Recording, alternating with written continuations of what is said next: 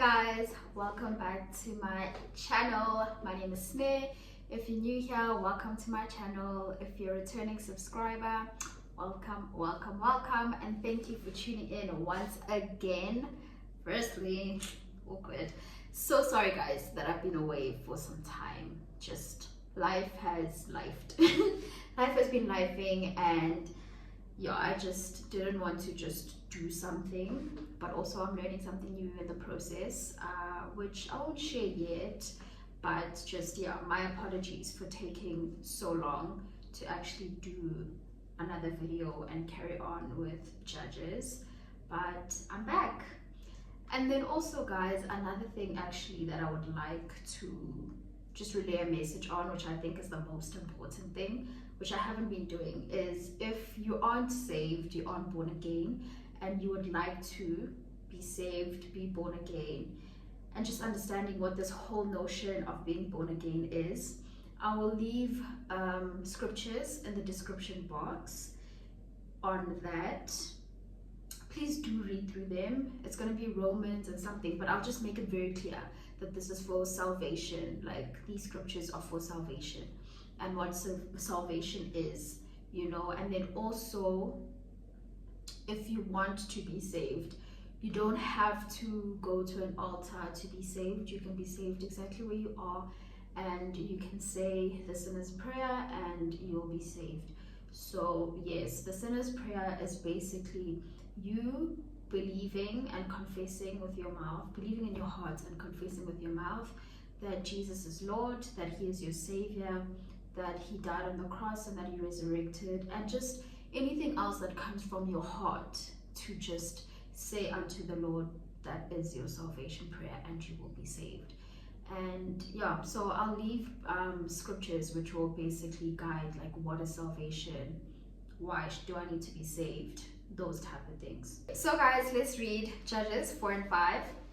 Again, I did not read the whole thing. If you're new, I did not read all like the scripture, well, not all the scriptures, but I don't read the whole passage of every chapter. I basically take, I don't want to say relevant parts, but I take highlighted parts that I found to be very important, especially in regards to what I will be speaking about. And then I've chosen to do 4 and 5 together, excuse me, because 5, like the chapter 5, is the Song of Deborah, which I feel will tie into what we're speaking about in 4. So I wanted to do them together. So for Judges chapter 4 and 5, but for 4 mainly, the topic that I want to speak on is obedience. Yeah. So I want to speak on obedience, and basically to set up the picture, the Israelites, again, after chapter 3, went back to disobeying God and just living however they want to, etc., etc. And then God sold them to the king of Canaan of the time, who is Jabin. I think Jabin sounds more accurate. So God sold him over to Jabin, and Jabin's commander, so his army commander, who is Sisera, was just ruling over them very harshly. And they cried out to God. Again, God came to their aid. He helped them, and he came to a prophet. Remember, this isn't the Old Testament, so God was still speaking to the Israelites through prophets. So he spoke to the prophet, prophet Deborah, and this is a lady prophet, of course. So yeah, spoke to Deborah and told Deborah that, Deborah, please go get Barak, the son of someone, guys, son of Abinoam. I don't know how to pronounce these things, but to go get Barak, to tell him that he needs to get 10,000 men from Israel and go up and fight Sisera, and that God would be with Barak. And I always think of Barack Obama when I say this, but anyway, God will be with Barak, and that Barak will overcome the commander of the army and the army of Canaan, basically, and that the Lord will give Sisera into the hands of Barak, right? So I just want to highlight that's the message that God gave Deborah to give Barak, and I want to read it. The Lord, the God of Israel, commands you. So this is what Deborah is saying to Barak. Go take with you 10,000 men of Naphtali and Zebulun and lead them up to Mount Tabor.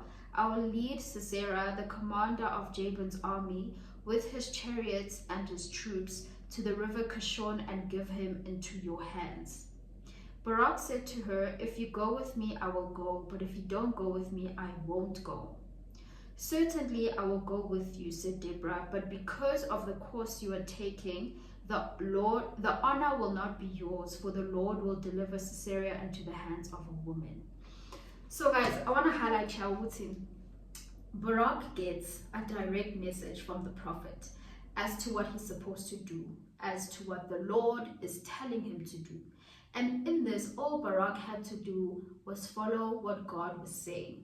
If you actually read this, you'll see that the actual fight the Lord had taken care of, like defeating the army, defeating Sisera, the Lord had already gone before Barak. And even the Lord saying, he will bring Sisera into the hands of Barak. So that shows you, you just have to show up. Literally what God is saying, guys, okay, look, you, please get a lot of men, go to this place. So he's basically saying, please just pitch. And he said, and so God is basically saying, I'll bring the people that you're supposed to fight to you. I'll bring them to you, right? So what does Barak have to do? Essentially, he just has to pitch up. Like, just pitch, bro. And then goes on to say, okay, fine, we read. Then Barak replies to Deborah, and he says, bear in mind that in what Deborah had said to Barak, there was no way where Deborah said, the Lord said, I must come with you. But Barak decides, Barak, the Lord literally tells him who to bring. Like, the Lord tells him where to go, who to bring. But he decides, and he wants to take the prophet with him. Prophet being Deborah. And I'm assuming, I'm not sure because it doesn't say, but I'm assuming that he did this out of fear. I think he felt that, okay, if God was speaking to Deborah, who is a prophet, sent by God, then surely if she comes with me, I will be victorious, because God wouldn't let the prophet die in this whole thing. I'm assuming that it was fear, because there was no need. Like, Deborah doesn't fight. She's not part of the army. She's a prophet. Do you see, the duties and responsibilities now here that he wants Deborah to basically come to play in? It's not her part. He has his part, and the men have their part. They are supposed to fight. Cool. Then Deborah says that she will go with him, but because of the course he is taking, the honor will not be his, but the Lord will deliver Sisera into the hands of a woman. So now, because Barak kind of obeys, and I think this is what we sometimes also do, we think that in as long as I do the bigger picture, it doesn't matter how I get there.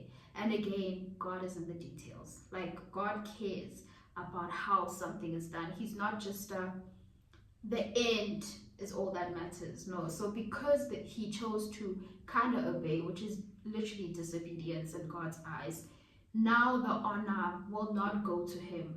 Now the victory will not go to him. It will go to Sisera. No, not to Sisera, to Jael. I don't know how to pronounce these names, but it went to the woman who, if you read the story, you'll see it was Jael. So we see here, there are certain things, and I don't know about you guys, but surely as well, like, there are certain things that God has placed in your heart. You may not know that it is the voice of God, but the fact that this thing is so innate in your heart and it's a bother within you, he has specifically placed those things in your heart for you to carry the victory for. So you disobeying God on how to bring those things about means that the victory will not come to you. The victory may go to someone else.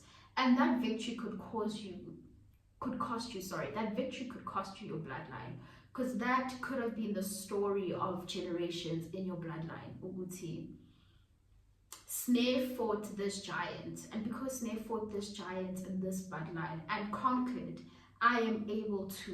Do you get what I'm saying? Like, there are certain victories that matter that we attain because God has specifically placed them in our hands to attain. That does not mean that we are doing the fighting, because if you reach here, you'll see that the Lord went with Barak. The Lord gave Sisera to Barak. The Lord caused this commotion with the army of Canaan. So it is the Lord who essentially fights, but we actually have to play our part and show up in the way that God tells us to show up. So that's what I'm going to leave with you guys, which is obedience. Half obedience, kind of obeying, is disobedient. Like, that's not obedience at all. And then also there's some point here where Deborah says, then Deborah said to Barak, go. This is the day the Lord has given Sisera into your hands. Has not the Lord gone ahead of you? So to anybody who's thinking of doing something that the Lord has told them to do, but not doing it in the way that the Lord has told them to do it, I have the question of, is this not the day that the Lord has given whatever your Sisera is to your hands? And has the Lord not gone before you? Like, why do you fear? Has the Lord not gone before you? So that's what I want to leave with you guys. But I also want you guys to read the story, the full chapter, and read what happened. And I also just want to say, Uguti, the Lord had said that they would defeat the commander of the army and essentially the army of Canaan. That did happen because the Lord had said it. The human part of Barak doing it in the way that the Lord had said it should be done did not happen, and that is on us. That is our part as people. So whatever God says will happen, will certainly happen. How it happens is if we play our part. So it will happen with or without you, but it depends on you obeying, whether you benefit or basically reap the victory of what God has said will happen for you. And like, there's this thing that people usually say, what's for me will always be for me, da da da da da. Like, basically nobody can take away anything that's for you, and it's half true. Like, it's kind of true in the sense that if you decide to not do your part in what's meant for you, it will not be for you. It will not be for you, because God has given us a free will and God honors our choices. Like, he really does. He honors our choices because he's not on Tabati. Like, he can't manipulate our free will. That's one thing that God has given us, you know. And so Nati, we decide. And yes, the enemy cannot, people cannot, like, nothing can take away what is for you, but you can give up what is for you. So I want to leave that with you. And then the Song of Deborah is basically what Deborah sings, and like, if you read the Songs of Deborah, it's basically relaying like what God has done for the Israelites and how God did it, and just the story of like what happened and stuff like that. And for me, that speaks to the relevance of journaling. Our pastor always says that a short pencil is better than a long mind, a long brain, something like that. So it's very important, I believe, to journal your memorials with God, like what God has done for you, what God has spoken, even how God has done things for you and stuff like that. And not necessarily for you, like directly for you, but like things that you've also witnessed and how you've seen God show up, and the faithfulness of God in your life and the lives of people around you and stuff like that, so that even those who come after you can read those journals and like attest to the sovereignty of God and just the power of God and how able God is. And also so that when you are going through something, you have reference to remember that God once did 1, 2, 3, 4, 5, so God can do 6. You know, so God can do 7. So now it will fuel up your faith, because as people say now, we be forgetting. Like, sometimes when life gets hard, it's like God has done nothing. So it's important to remind ourselves and remember of things that we also like know and things that we ourselves have experienced. So yeah, guys, that's Judges 25. Thank you so much for tuning in. Please do like, comment, subscribe, share.